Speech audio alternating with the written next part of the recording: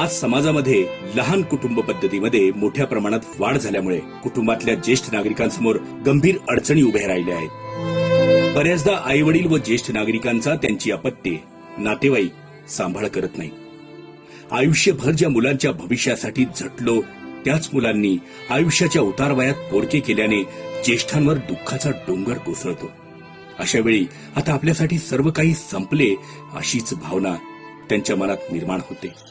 परंतु यापुढे आई वडील व ज्येष्ठ नागरिक यांच्या मदतीसाठी पोलीस अधीक्षक कार्यालय लातूर येथे भरोसा सेलमध्ये ज्येष्ठ नागरिक कक्ष चालू केला आहे.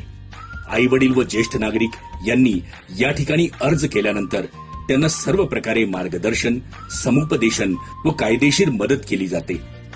न्यूक्लिअर फॅमिलीजचं प्रमाण वाढत आहे. तशाच प्रकारे ज्येष्ठ नागरिक यांच्या समस्यांचाही प्रॉब्लेम हा वाढत आहे.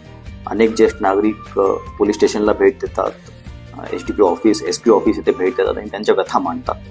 त्यांच्याही समस्या असतात, ज्यांचे जे प्रॉब्लेम्स असतात त्या नॉर्मल लिगल कोर्सने सॉल्व्ह करता येत नाही. दंडात्मक कारवाईने त्याच्यावर जास्त प्रभाव पडत नाही, कारण त्यांचे जे समस्या असतात, त्यांचे प्रॉब्लेम्स जे असतात ते त्यांच्या मुलांसोबत असतात, त्यांच्या पाल्यांसोबत असतात, सुनेसोबत असतात.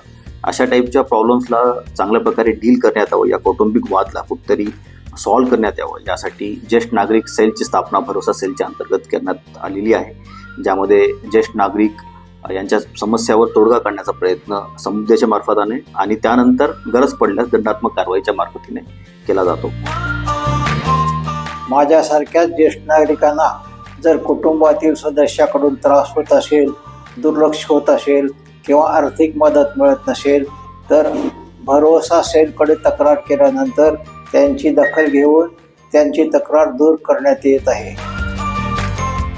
मी भरोसा सेलमध्ये आलो, साहेबांशी चर्चा केली, ते आम्हाला मदत करत आहेत. अशाच ज्येष्ठ नागरिकांना काही त्रास होत असतील तर त्या लोकांनी भरोसा सेलची मदत घ्यावी.